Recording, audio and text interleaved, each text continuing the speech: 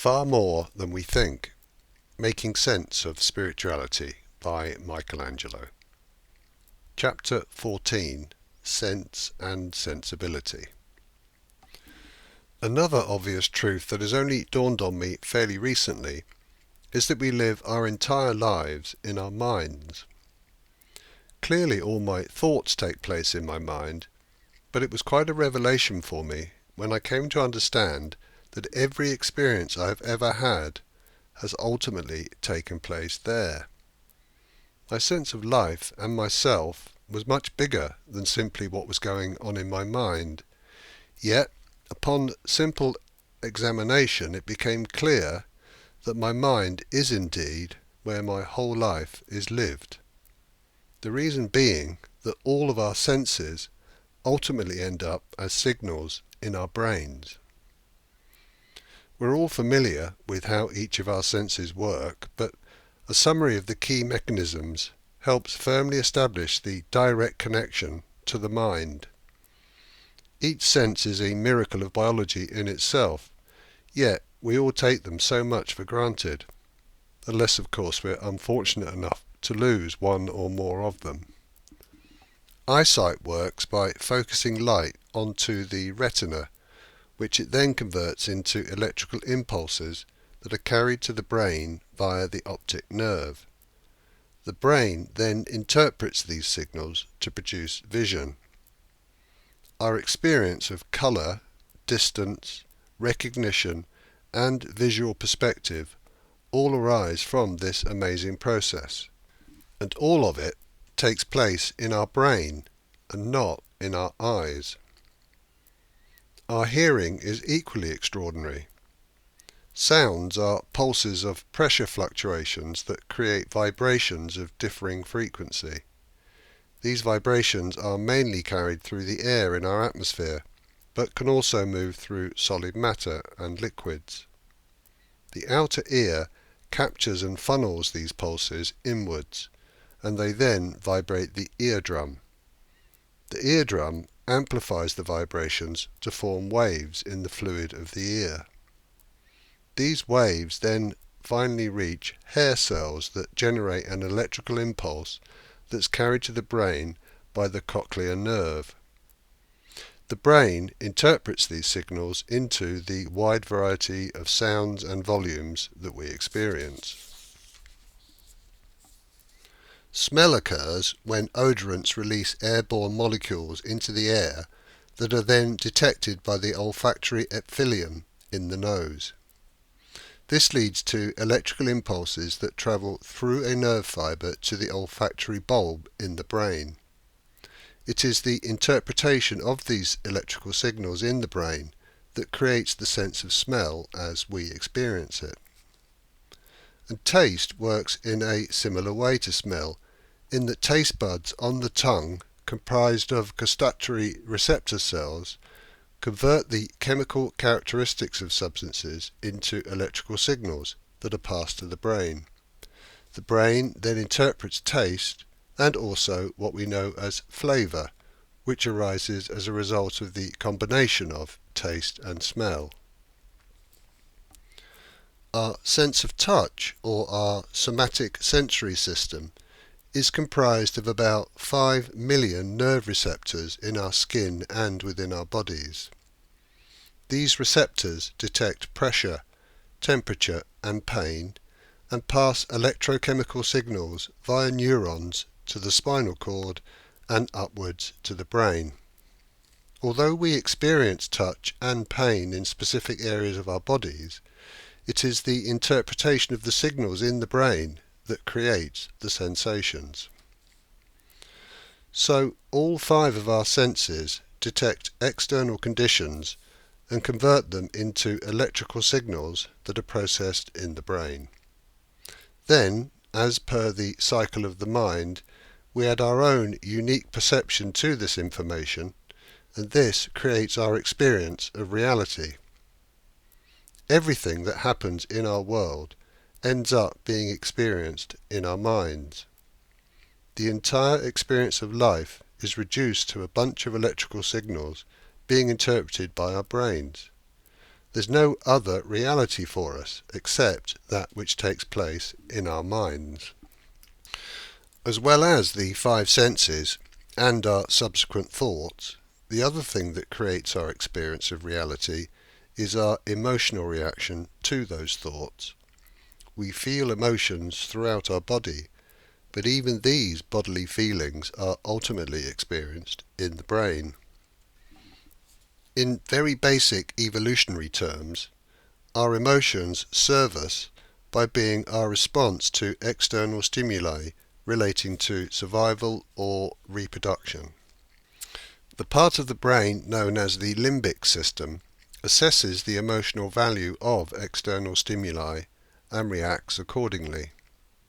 The resulting emotions are identified by the right side of the brain, which then alerts the left side of the brain, which in turn makes a logical decision as to how best to respond. All of this goes on continuously and rapidly, and much of it is subconscious. As we discussed earlier, the cycle of the mind will play a crucial role here because our perceptions will shape our thoughts, and our thoughts will then influence our emotions. In this sense, we have the potential to control our emotions, or at least influence them. Whatever our emotions may be, they ultimately end up being processed in our minds. There's a popular turn of phrase that talks about problems being all in our minds. We are often more able to see this when looking at the problems of other people than when we are looking at our own. When advising a friend, we may seek to help him by telling him that a particular problem is not as big as he thinks it is. The problems arise in our heads, and we often try to solve them there too. We think we have real problems that need real solutions, and these problems occupy a great deal of our thinking. Sometimes we do have real problems that directly affect our survival, but generally most problems arise through our own choices and behaviours. The classic response to solving a problem by saying we shouldn't be starting from here often hides the real truth, which is that it was our own thinking and actions that got us here in the first place. Some people jokingly refer to having high-class problems, but nevertheless take them very seriously, and such problems can cause real stress. These days I view any problem I have as high class, unless it directly affects my survival. Consequently, I have very few problems that need concern me. Everything we think, feel and experience boils down to vast numbers of electrical signals whizzing around in our heads. It's no surprise that we identify ourselves so strongly with our minds. This total identification is the essence of ego. Our minds are a necessary and wonderful part of our existence in physical form, but they can be a handicap when it comes to spirituality. The mind should be seen as a tool rather than our raison d'etre. The mind is essentially a survival machine, but it seeks to justify its own existence by seeking to be existence itself. It's a bit like having an autopilot in an aircraft that takes over control and considers itself to be the real pilot. The ego is the equivalent of the autopilot. This ego state of mind arises from our basic instincts and is driven by fear. The ego is constantly looking for danger and perceives the world as threatening. The ego always wants to be right about everything, because to be wrong represents a threat to its own credibility and hence to its own existence. The ego needs to be in control, and when things don't go according to plan, it experiences pain. Resistance to pain causes suffering, and so it is that our own egos create our suffering. We can never be at ease whilst the ego mind is in control. Even if we were in paradise and perfectly safe, the ego would still be looking for trouble. Whatever we have in life, we will always crave more, and as a result we create the illusion of need. Any satisfaction that we do achieve is short-lived. Real choice is denied us so long as we allow our minds to run our lives. Once we identify ego as the problem, this shines the spotlight back onto spirituality as the way forward. We have to get out of our heads in order to be happy, but not in the traditional way of alcohol or drug-induced oblivion. There are other, healthier ways. Senses and sensibilities all take place in the mind, and the ego uses them to strengthen its hold on our perception of reality. Once we become aware of our spiritual dimension, we begin to have a choice as to how to conduct our lives. Freedom of choice is one of the core universal truths. Each of us has complete freedom to choose whatever life we wish to make. Any restrictions that we perceive are self-imposed, created by our childhood conditioning and life experiences, and reinforced by our egos. We then become victims of our own thinking. Quote, "Whether you think you can or think you can't, you're right." Close quote. By Henry Ford. In truth, we all have access to tremendous inner resources, far greater than our minds can imagine. It's a matter of choice as to whether we use these resources. We each have the choice, yet the majority of us choose to stay with the familiar certainty of ego rather than the apparent uncertainty of spirit. We do this despite the fact that many of us are unhappy in our lives to a greater or lesser extent. This gives new poignancy to the phrase, "better the devil you know than the devil you don't know," because we tend to stay inside our comfort zones, even if we are actually uncomfortable. I didn't know I had a choice until my ego was sufficiently battered to open slightly and let in the tiniest amount of light. Since then, I've been choosing spirit over ego as often as I can.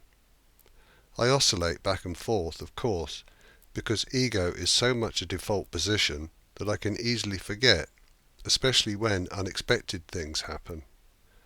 To counter this tendency, I've now built regular practices into my life that mean I will always be reminded on a daily basis of who I really am. There's no right or wrong decision here. Freedom of choice means we are free to choose. If we choose ego, then we will live one kind of life, and if we choose spirit, it will be a very different experience. We can choose one or the other, and we can move back and forth. If we don't like one way, we can always try the other. I've no personal stake in whatever any person may choose, but I can tell you, without any exaggeration, that spirituality has caused my own experience of life to blossom into something far more wonderful than I ever thought possible. This has happened to me despite the fact that I hesitated for a long time before beginning to embrace spiritual principles, and despite not knowing what I was doing or where I was headed. I simply reached the point where I decided to give it a try, because I could see that I had nothing to lose. That simple decision set me on a joyous path that I continue to travel on to this day. I have experienced outer riches and inner poverty, and I fortunately survived to tell the tale.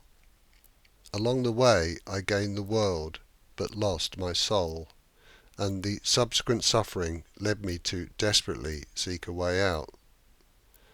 The way that I have found has enabled me to find my soul at last, and then gain far more than I ever had before. It will always be a matter of personal choice, but for me, spirituality is the sensible option.